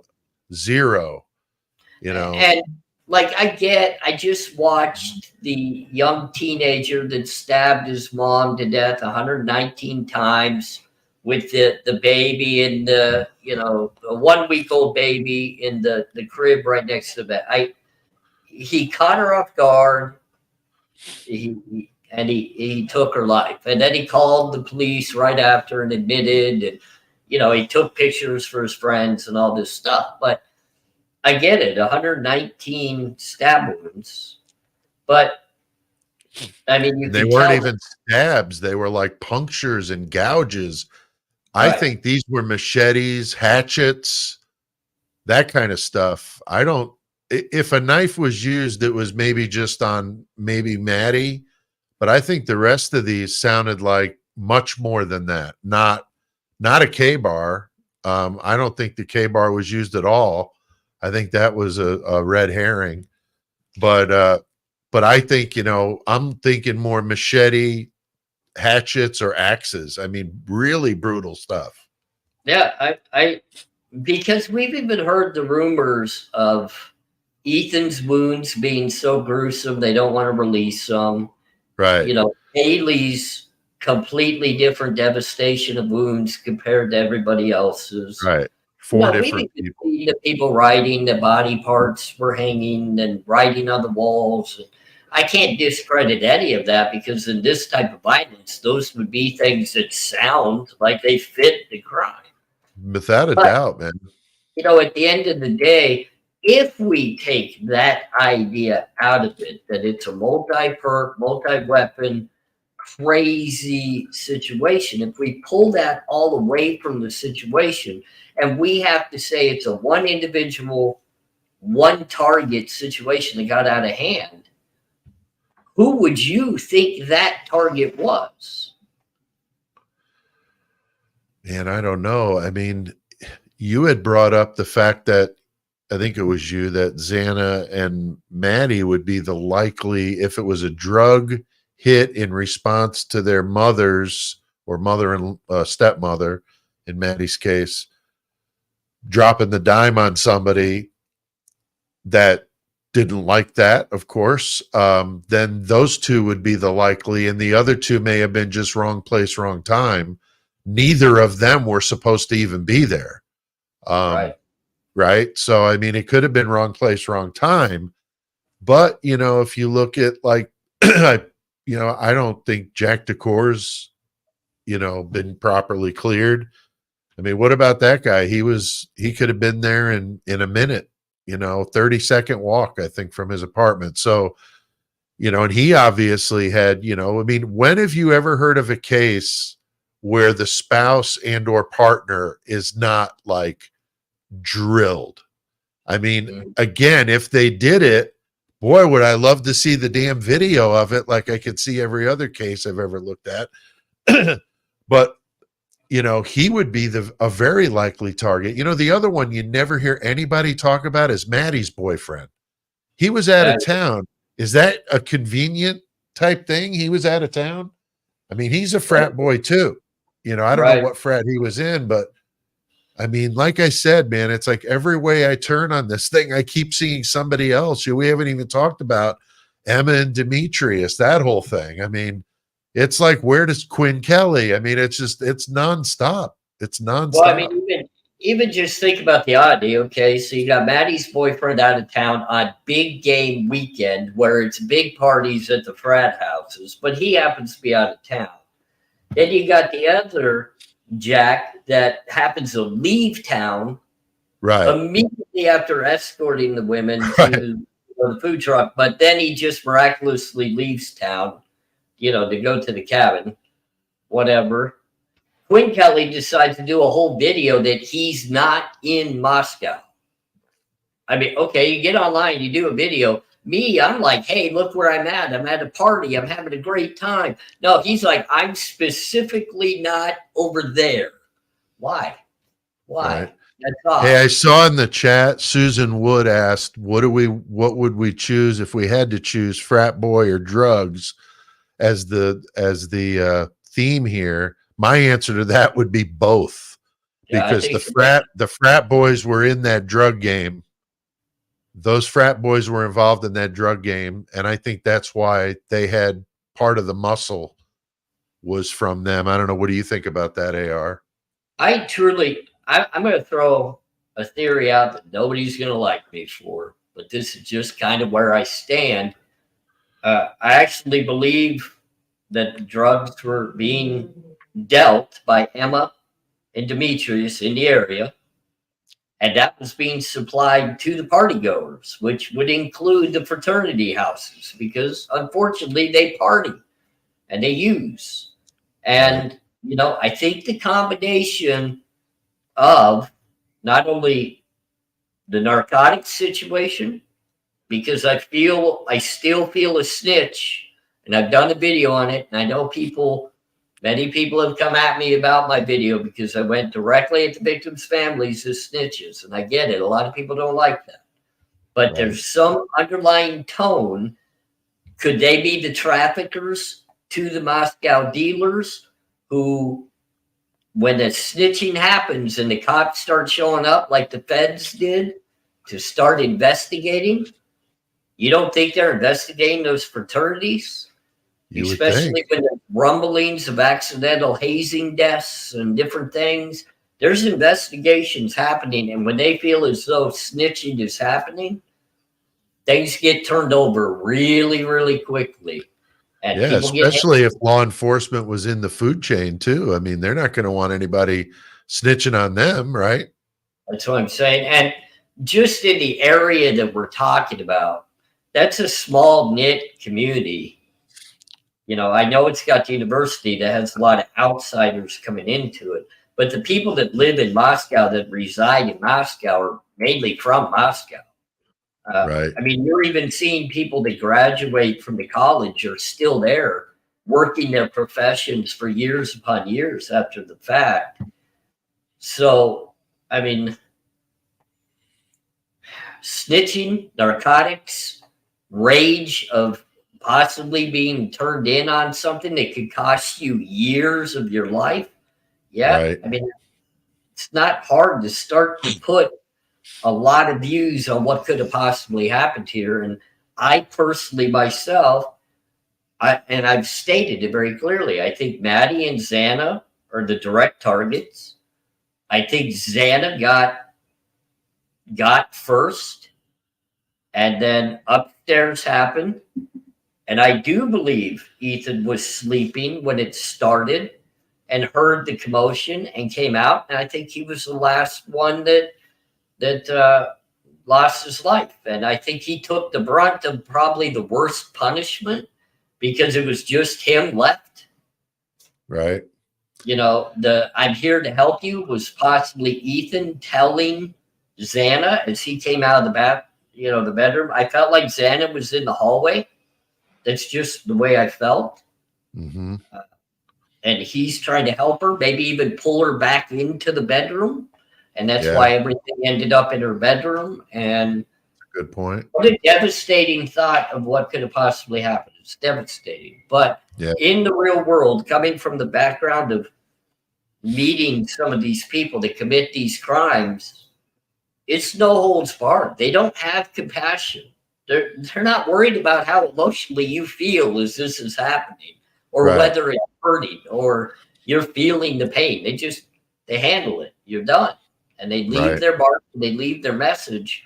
And there are people now that have disappeared from public view. They're no longer in public view, no longer speaking on a public platform. They were using their voice. If you've noticed, that's no longer. And they're being protected, and they should be, because who knows who else could these people be after? I mean, who Right. else could take a fall? We don't know. We'll see. Right. No, I think I like that. I like that thinking, the way of thinking, because I do think that this was in response to those two getting off on those charges very lightly. That doesn't happen for just out of the goodness of their heart. You know, they're not going to do that unless you're giving somebody up or multiple people up. Then you had the big bust a month later. I mean, come on.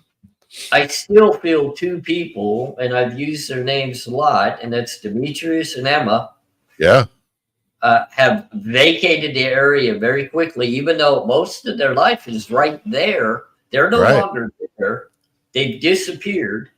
You know, they got out of some charges too. This Yeah. isn't like a wipe the hey, look, you know, we know you've got a massive criminal history, including, you know, possible rape and possible this and possible, okay, well, we're going to overlook that, even Right. though we know you delivered the narcotics that took someone's life. Right. So we already have you on trafficking and delivering, but Right. we're going to release you on the murder charges and never refile any charges at all. So go back to living your life. Make sure you hit Yeah. social media. You know, make Yeah. sure you show us how much you're partying. Yeah, We sorry love. we bothered you, Demetrius. Yeah. Yeah, I mean, Caden was a journalism student, so I wonder if he had some, you know, a nose for something that maybe he knew too much, and maybe that's how he ended up like he. Right. What was he going to publicize and release via a publication or a writing that he did? Who knows? Who knows? know? Could you imagine that? That spreads the word about a lot really quick. Right. Right. Yeah. I mean, I think, you know, there's all sorts of twists and turns in this story. I mean, it's funny. We were starting to talk about Hudson Lindow and we got completely, but that's how this case is. And that's what's interesting about us doing this live together, AR, is we're kind of riffing off each other with this. We both know this case very well. And it's nice for me. I'm not handcuffed to 666 seconds here. I got all kinds of time, AR, you know, so the gloves are off tonight. I'm not, I don't have my phone on stopwatch mode next to me going, hurry up, you got to get it done. So your wife will be in here looking at her clock here soon, let me tell you. Yeah, so yeah, I've been very busy, so I'm really glad we were able to do this. This has been a lot of fun. I've been trying to keep up with the comments, but it's tough. They go by pretty fast. Jen And, just asked and me, should we take a few questions? And then, you know I what? think that's a great. We got 15 minutes, so we might as well. We can always do it again, down the road. We'll Of stop course. back. Because with Hudson, we still got Hannah Clear. We got other people too. So Yeah, I just did a video today I released on Hannah Cleary. I caught some flack though over it. Some people thought it wasn't right, but I did it very respectful. I mean, I don't know what people were having an issue with, but you know how that is. you know what? Unfortunately, in this case, and its last statement before we get moving into some of these questions, what can we talk about that everybody's going to take right or not Right. upset, fluff some Right. feathers within the IDAHO 4? I mean, this case in its own self fluffs feathers, whether you discuss it or don't. It's Yeah, a but if disgusting crime. It's disgusting. right. And if we could be adults about it, we can have conversations and differing opinions. It shouldn't be like throwing a tantrum in the corner like some of these idiots in the comments. Not here tonight. I'm just saying in general, sometimes get really stupid about stuff. But go ahead. Let's see what these questions are, AR. Let's see what the questions are. We'll see if we can hear my wife in the background. Asking what they want. Okay, so let's see. And she mumbles and I can't hear anything. I think she's looking for him, but and that's the whole thing too. Like, what's First great? question. Oh, first question. Never mind. Melissa, what do you think of Jay Embry's theory?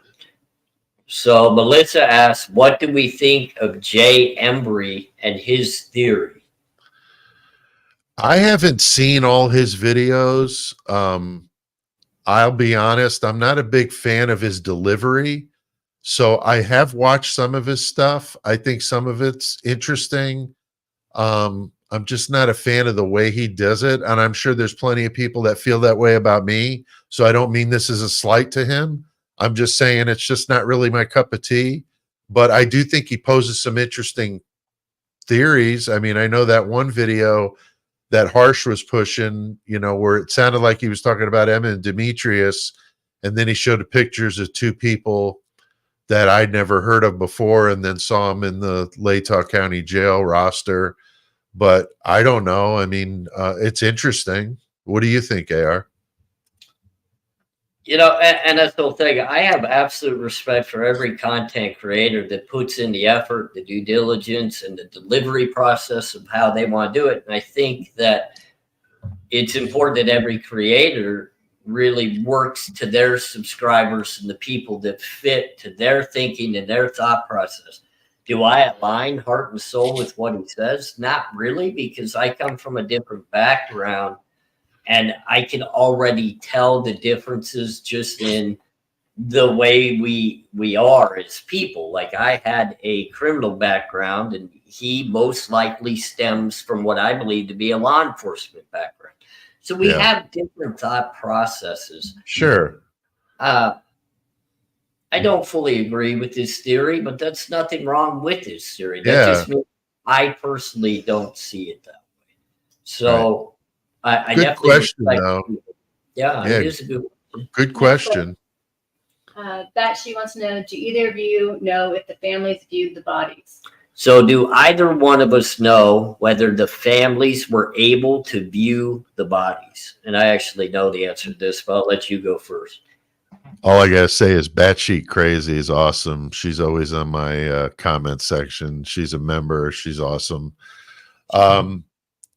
Do you think the families viewed the bodies like somebody would view a deceased person, like at a funeral home?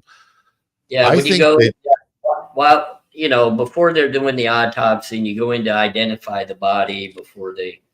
I would think so. I mean, I don't know if they would have showed them all because it's so gruesome. Maybe they didn't show them all to not subject them to that. I guess I would think logically they would have been able to see them, but whether they were able to see the extent of the injuries, I'm not sure. What do you think, AR? From what I understand, from the little bit of digging I did, they were not able to view. Okay. Because of redacted reasons to why. So I don't know that I would say that they didn't find a way behind closed doors that's being hidden from the public to be able to do it. But from what's been known and let out, they were not. They were actually, I believe a couple of them were cremated literally just right after the autopsies were. Interesting. So, yeah. Wow.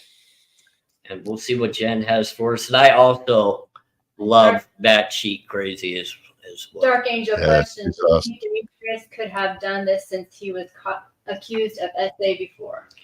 Do we feel as though Demetrius is the type of character or person that could commit a crime like this based off of his criminal history and violence of the past? I would say it's possible, but I'm thinking he would have orchestrated more so than actually done the wet work. But I don't know. What do you think? I mean, it's possible, I guess, but I'm going to give you two parts to an answer to this, and I kind of have a reason why. I base one off of the people that I've been around in the past within the penitentiary that showed the violence towards women in the sense of what he was accused of are typically very weak when it comes to having to deal with other people, like real stand-up fighting people. They back down and they cower and they hide. Now, he does have other capabilities, depending on what narcotics he was possibly on.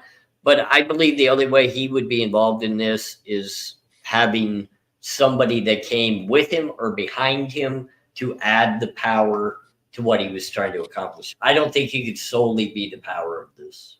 yeah, I'm not seeing it either. That's the great points, though, dude.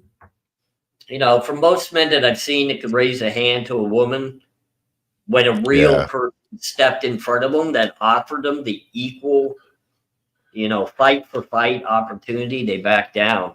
Yeah, especially 6'4" or whatever. Ethan was a big dude and very physically fit. That would have been a pretty big opponent to deal with. Yeah. And I'm not saying he couldn't have done it because, like I said, you never know what type of narcotic or what he was on. That changes the mentality. Oh, yeah, without a doubt. I just personally, in my stereotyping, just not without help. Not without help. Greg wants to know, how come we're not hearing a whole lot about the photography students that had the tripod set up on the hill above the house? And I have the questions listed up for everybody to see too. So just, not long ago, I did that video in regards to the tripod photography that was happening behind the home. Why have we not heard more about that, or maybe even seen what they were photographing, in your opinion? Well, I think one of the reasons we don't hear much about it is it was a post on some random, I'm not even sure what forum it was on. I've got the screen captures of it. So it's kind of tough to legitimize it solely on that. But it's certainly interesting. I did a video on it called "Who Left the House?" It ran from the house at 2 a.m. Because that's what they claimed, was somebody ran out the house. But my God, I mean, in a case of so many damn coincidences, there's a film class with a video of the back of the house on that night. I mean, this case is just mind-boggling. So it just seems so absurd for it to be really true. But I mean, 2 o'clock makes sense to me. Somebody made sure that screen door or that sliding glass door was open, and they took off before it all went down, and then they showed back up the next morning, is what I think. I don't think Dylan and Bethany were even in the house. I think they did their job, which was to let somebody know that everybody was where they're supposed to be. And she left out that sliding back door and made sure it was unlocked and went on her way. And then we know what happened. That's my opinion. So now I've been busted because I named one of my videos the 2 a.m. running girl. So I must have That's all right. That's all right. No, but I kind of tackled that a little bit as well, because I don't think that's just a rumor that would get started for no reason. Like, as odd as it sounds, as crazy as it sounds, why would that have been even stated, if there wasn't some form of that happening in some way somewhere in the area, maybe it wasn't right behind the home, but it could have been happening somewhere. So I think it was Facebook where that was originally in a Facebook group, and it got immediately taken down, I believe. And I don't know. I mean, I don't know how I'd react to that. I don't know who it would have been, but it's a very interesting thought, considering everybody in the home seems to have gotten home around 2 o'clock. Did they scare people out of the house that were there robbing the house? Were there people in the house for a negative reason and the residents of the home came home? Because that would lead into many other people's theories of them pretty much being detained, tortured, you know, and I'm sorry to say, within the drug world, that type of stuff happens. You know, you get tied up, you get bound, you get tortured. So that could lead some credence to some people's thoughts that this crime took place over a matter of time, and it took place in more than one location. So you just they could have herded them all. They could have herded them all into the living room and done it like that. You know, execution. I mean, we don't know, right? I mean, we don't really know. There's something that happened in those 8 or 9 hours, whether it was staged, like, you know, it just doesn't. I just never had this ever come up in a case that I could think of with this delay like that. It just is it's the elephant in the room. I don't know how else to describe it. It's frustrating, really. And I agree with you too. And, you know, I mean, it's just so many things in this case, when you try to make sense of them, you just can't do it. And then you keep adding more on top of that, more on top of that. That's why people like you and, you know, myself, we could sit down and talk for 2, 3, 4 hours about this and still have so more to dive into. Oh my God. Oh yeah. If this case is solved, I think it's still going to be 20 years down the road. People will still be talking about this very case. I think you're very, very possible, man. You know, so all I got to say is if Brian Koberger wants somebody to write his book, I'm standing by ready if he needs somebody to do it. I think I'm going to avoid it. I could write so many chapters on that and never know how to edit it. So we'll take just 1 or 2 more questions, and then we'll let you go for the night. Simon asked, AR, why was Kopacka taken out? That's I know you've worked on this one as well. Why would Kopacka have been swatted the way he was when we've all seen the footage that shows there really was not shady? No, I think if he was involved, and I don't know that he was, I'm doing the deep cuts. I got all the I'm just doing the editing tomorrow. It comes out Friday at 3 p.m. But I interviewed a soldier with PTSD that I served with, and I'm putting together this episode. But I think that if he was involved, and it's a big if, that he may have been swatted to eliminate him because they knew he had PTSD. I think the cops went in there hot, and I think they eliminated him, and then we're like, oh shit, because there was no 911 call. I think it was a setup, and I think they orchestrated this standoff to be able to come up with a reason of why they shot him. But I think they came in there hot because he was swatted and they thought he was threatening somebody, but there was nobody even in the apartment. I'm going to give a theory that I don't know. People are going to think I am batshit crazy for having it, but I think they swatted him because Emma Bailey and Demetrius had snitched and gave up information, and Kopacka was a part of that information and knew even more about it. And I think they felt he was dangerous and they took him out. Interesting. It's just my opinion. I think he had ties to both Emma and Demetrius. If he was using, like they said he was, then he probably did know that. Whether he knew, you know, Koberger or not, I mean, there's a lot of debate on that. Whether, and I even full out state that I feel like he was a part of the IDAHO 4, even though it feels like everybody in the area was a part of the IDAHO 4 or could potentially be. I feel like he had some demons because we all saw the meltdown at the hotel where he really needed help and nobody got it for him. And Right. I just feel that he was silenced, and it's really sad that he was. Yeah, it's terrible. Going for a while. Yeah, guys, I know there's a lot of questions out. I promised Pete we'd get him out of here. We'll do it again. We'll do it again.